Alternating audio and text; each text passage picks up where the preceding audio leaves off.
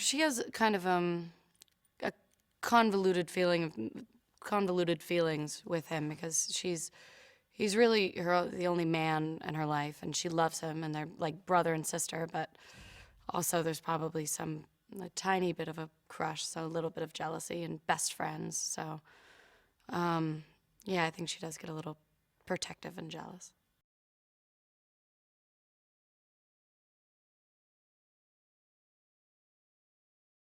Mystique is a little girl rummaging through his kitchen looking for food, and it's the first time they each meet someone of another mutant, and so they're together from that day on.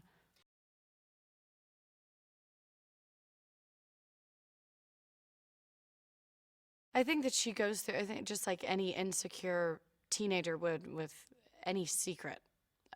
She's just, I don't think that I think she's learned to live with it because she's had to, but she hasn't really owned it yet. And she's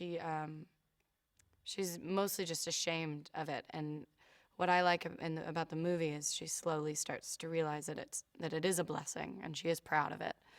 And she kind of grows into it, and then she starts really being proud of it.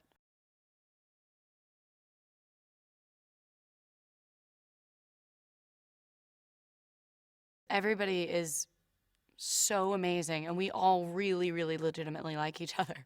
And we all laughed about that because we were like, we just keep waiting for that one person to come along. But no, it's amazing. I mean, watching, because I was such a huge fan of James McAvoy. He's honestly one of my favorite actors.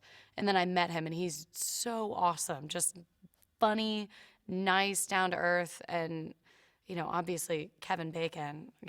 I was on the phone with Zoe, and she's like, "Yeah, it's not a big deal. I just got to go drive a submarine, do a scene with Kevin Bacon." I'm like, "Okay," but he's the same way. Everybody is just so nice, and we're learning from the absolute best, and it's so fun.